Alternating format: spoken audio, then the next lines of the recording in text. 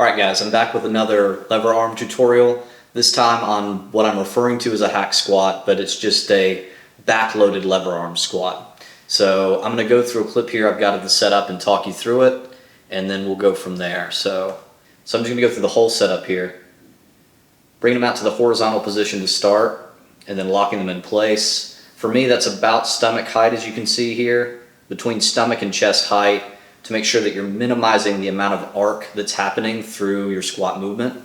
That height placement will depend on both your height and your squat range of motion, so you might have to play a little bit to find what works best for you. So I'm using the adjustable pull-up bar here at the end. That's what I'm going to be using to sit it on the back. That's basically the barbell in this. So I'm using hitch pins to lock it in place. I'm going as close to the end of the lever arm as I can to, again, minimize that amount of arc through the motion and keep the weight as close to one-to-one as possible. So now I'm taking the handles that come with my Bells of Steel Hydra sliding lever arms and I'm locking them in as close to the adjustable pull-up bar as I can. I'm going to be using these for handles to hold on to in the movement and to load the weight on with the weight horns on the side. So I get those both set in position, again, just as close as I can get it, to where I'm not having to reach super far and to where that weight is as close to the end of the arm as possible. So now this is where it gets a little more interesting. I'm using the hammock straps, which are attached to the top of my rack on the fixed pull-up bar.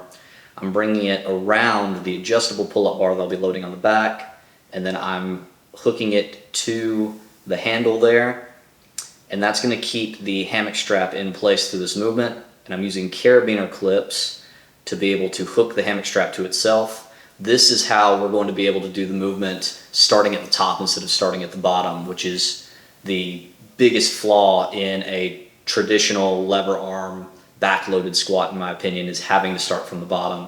I'm sure some people don't mind it, but I definitely prefer starting from the top. So I'm getting this other one hooked on there as well. And I'm just looping it around the handle, as you can see there, not having to tie it on or anything complicated. You've got to find where the carabiner clips are best for you.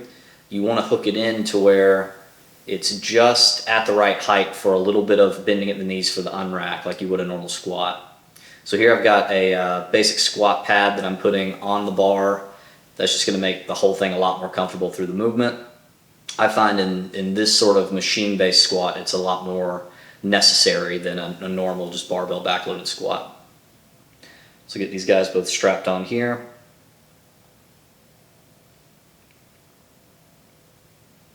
Making sure it's snug and tight.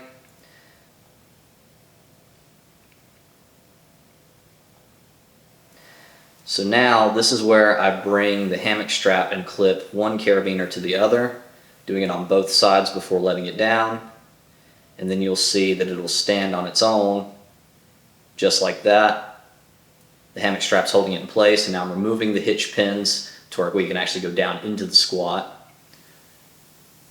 And now it's just totally hooked in place by the hammock straps. So I'll get in position here and demo a few reps. Just hands on the handles, pad on the back, getting in position, finding where your feet need to go. Just unclipping one strap at a time or one carabiner at a time. And then you're good to go. You can go through the movement.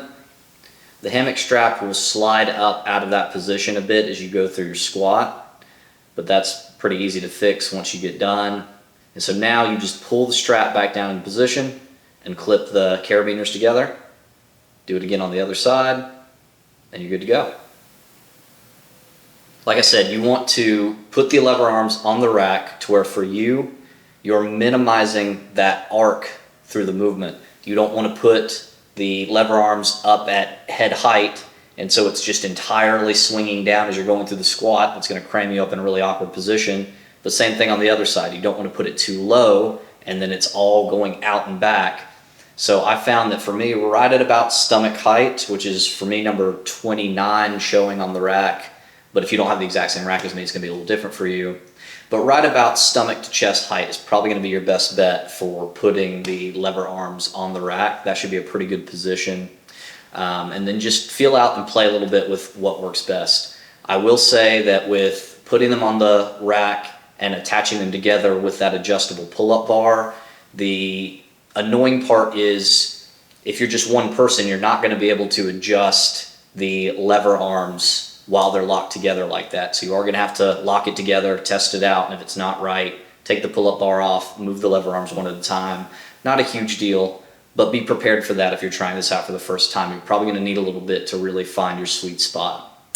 So the other thing I want to talk about are the hammock straps themselves. I think that these are a crucial part of making this setup as ideal as possible. You could probably get away with doing something similar with chains, maybe connected to, the ceiling or whatever, but I think the more practical way is just looping these guys around the pull-up bar. I use them all the time, that's where they stay for me, and then just threading them around the lever arms like you saw me do and locking it into place. That makes all the difference and makes this setup a lot more comparable to a back-loaded, hack squat or pendulum squat or something like that, a Smith machine squat, something like you'd have in a commercial gym. And it just makes it a lot more useful. It makes me a lot more prone to using it. If I always had to start from the bottom, I just don't think I would really mess with this setup at all. So I think the hammock straps are a huge plus. They're cheap, easy to get, easy to set up, so would highly recommend trying that out on this setup.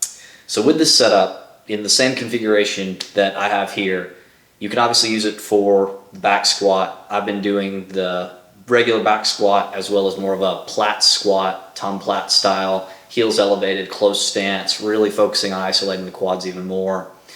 But without changing anything, you can also do calf raises, which is something I've been doing on this a lot. I've just been popping my feet under the the feet of my bench. But if you have a calf raise block, that's even better.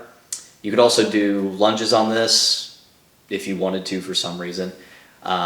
But you can do those. There's any back-loaded movement really you can do in this same setup and not have to change anything. That being said though, if you do have a movement where you want it to be back-loaded but you want the height to be a little different, that's easy to do since the lever arms are adjustable on the rack. So I think this is pretty versatile, but at the same time can just stay exactly as is, and you can knock out several back-loaded movements with this really well. So that's pretty much the setup. This is what I'm referring to as the lever arm hack squat. I know it's not technically a hack squat since it's not back supported, but lever arm back loaded squat. And it just gives you a really great machine variation at home if you have lever arms to do more of a machine type squats where you're not having to rely on just the barbell, which is great, but I really like having the machine option. So I'll show all the pieces that you need for setting this up, like the hammock straps and whatever else. If you want to try this out at home. If you do, let me know what you think. Let me know if you like it or if you have any ideas for how I can improve the design, and I'll catch you guys in the next one. Thanks.